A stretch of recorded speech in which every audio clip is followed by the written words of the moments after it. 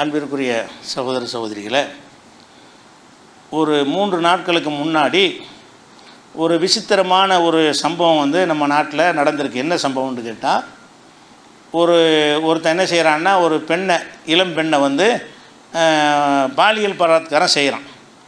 என்ன பாலியல் பலாத்காரம் செய்கிறான்னு சொன்னால், அந்த பெண்ணை வந்து பைஜாமாவையில் அவிழ்த்தான், அந்த பெண்ணை மார்பகத்தையெல்லாம் பிடித்து நம்ம அப்படின்லாம் சொல்லி குற்றச்சாட்டு சொல்லி ஒரு வழக்கு போடுறாங்க.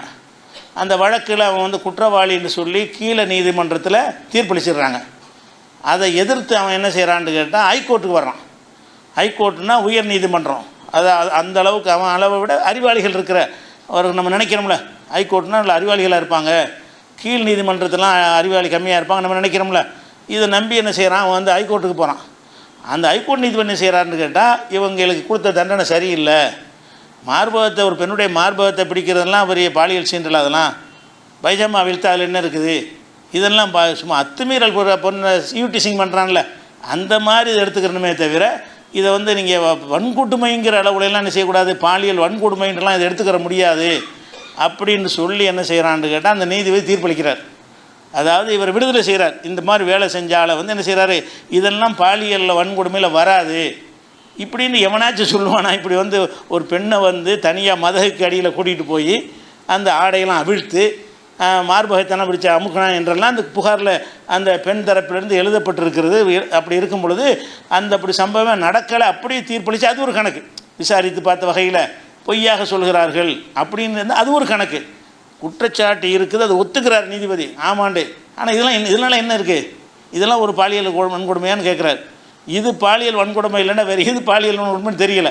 அப்போ இப்படிலாம் நீதிபதிகள் தீர்ப்பளிப்பார்கள் என்றால் அந்த நீதிபதிகள் என்ன மாதிரி தேர்வு செய்யப்படுகிறார்கள், அதுக்கு எந்த ஒரு குவாலிஃபிகேஷனும் இல்லை. நீதிபதியாக வர்றதா இருந்தால் ஒரு அரசாங்கத்துடைய செல்வாக்கை பயன்படுத்தி பரிந்துரையில் வர்றாங்களே தவிர நீதிபதிகளுக்கு ஒரு பெரிய சிந்தனை ஆற்றல்னு தனியான சில தகுதிகளை நிர்ணயிக்கணும். குறிப்பாக அந்த நீதிபதிகள் நியமிப்பதாக இருந்தால் இவர்கள்லாம் என்ன செய்யணும், இராணுவத்தில் கொண்டு போய் ஒரு நீதிபதியாக வர்றதா இருந்தால் என்ன செய்யணும், 5 வருஷம் இராணுவத்தில் பணியாற்றிட்ட பிறகு தான் நீதிபதியாக வரணும். இராணுவம்னு அட்டி உதப்பட்டு கஷ்டப்பட்டு பணியெல்லாம் நின்று டிசிப்ளின்லாம் கற்றுக்கிட்டு அப்படி வந்து இருந்தால் தான் ஒரு நீதிமன்றங்கள் என்ன செய்யும், ஒழுங்கான முறையில் இருக்க முடியும். அப்போ நீதிபதிகள் வந்து சும்மா அரசியல் செல்வாக்கில் கொஞ்ச நாளைக்கு வக்கீலாக இருந்தான்னா அவனை பிடிச்சி நீதிபதி ஆக்கி விட்டுறது. இப்படின்னு இருக்கிறதுனால தான் இந்த மாதிரியான ஆட்கள்லாம் நீதிபதியாக இருக்க முடியுது. ஹைகோர்ட் நீதிபதி இந்த மாதிரி ஆட்கள் என்ன செய்கிறாங்க, ஹைகோர்ட் நீதிபதியாக இருக்கிறாங்க. இது நாட்டில் பெரும் கொந்தளிப்பை ஏற்படுத்திருச்சு. பெண்கள் மத்தியிலையும் பொது வெகுஜன மக்கள் மத்தியிலையும் என்னடா ஒரு நீதிபதி வந்து இது தப்பு இல்லைங்கிறான், அவன் பொம்பளை பிள்ளை வச்சுருக்க யோசிச்சு பார்ப்பான்ல, இது தப்பு இல்லைன்னா இது மாதிரி எல்லாம் செய்வாங்களே, நம்ம பொண்ணுக்கு ஏற்பட்டால் என்ன வருது, என்ன நீதி இதுன்னு சொல்லி நாடே கொந்தளிக்கிற அளவுக்கு நிலைமை வந்த உடனே சுப்ரீம் கோர்ட் என்ன செய்யுதுன்னா இது நேரடியாக சுமோட்ட வழக்காக தானாக எடுக்குது. இந்த வழக்கு சரியான்றதை வந்து நேரடியாக சுப்ரீம் கோர்ட்டு ஹைகோர்ட்டுக்கு ஒரு அதிகாரம் இருக்குது. சில வழக்குகளில் வந்து யார் கேஸ் போடாட்டா கூட அவங்க சில நாட்டு நடப்பு கவனித்து என்ன செய்யலாம், இந்த வழக்கை தானே வாலண்டியராக அவங்க வந்து ஒரு வழக்கு பதிவு செஞ்சு விசாரிக்கிற ஒரு அதிகாரம் வந்து இருக்கிறது. ஹைகோர்ட்டுக்கும் இருக்கிறது, சுப்ரீம் கோர்ட்டுக்கும் இருக்குது. இப்போ ஹைகோர்ட் இந்த வேலையை செஞ்சதுனால சுப்ரீம் கோர்ட்டு இந்த வழக்கை தன்னுடைய கையில் எடுத்து என்ன செய்கிறாங்கன்னு கேட்டால் இதை ஜீரணிக்கவும் முடியலை. ஏதோ உணர்ச்சி வசப்பட்ட அந்த நீதிபதி ஏதோ அவசரத்தில் சொன்னார்னு எடுத்துக்கிற முடியாது. இந்த தீர்ப்பு 4 மாதம் முந்தைய எழுதிட்டார், அவர் வாசித்தது தான் வந்து இப்போ தான் வாசிச்சிருக்காரே தவிர 4 மாதம் எழுதி படித்து பார்த்து அப்படி வழங்கின தீர்ப்பில் அந்த வாசகம்லாம் இருக்கலாமா?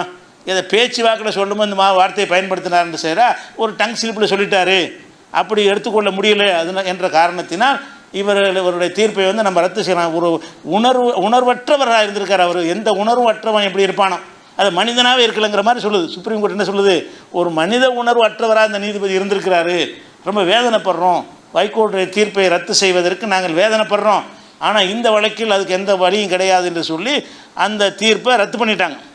ஹைகோர்ட் அளித்த தீர்ப்பை ரத்து பண்ணிட்டாங்க. நம்ம என்ன பார்க்க வேண்டியிருக்குன்னு கேட்டால், அப்போ நீதிமன்றத்துக்கு நீதியை நாடி போனால் எப்படிப்பட்ட ஆட்களாக உட்காந்துருக்குறாங்க. இதே மாதிரி பாபர் மசூதி தீர்ப்பளிக்கும் போது சுப்ரீம் கோர்ட்டில் உட்காந்துருந்தாங்க. இவனுக்கு பேசுகிற மாதிரி என்ன செய்ய, அவங்களாம் பரிசுத்தம்னு சொல்ல முடியலை. அவங்க பல தீர்ப்புகளை பார்க்கும் பொழுதெல்லாம் இவர்கள்லாம் என்ன நீதி நீதினா என்னென்னு வழங்கி இருக்கிறார்களா, இஷ்டப்படி ஏதாவது செய்ய நினைக்கிறார்களா என்ற அளவுக்கு தான் நாட்டுடைய நீதி பரிபாலனம் இருக்கிறது என்பதை ஒரு தகவலுக்காக பதிவு செய்து கொள்கிறேன். அஸ்ஸலாமு அலைக்கும் வரஹ்மத்துல்லாஹி.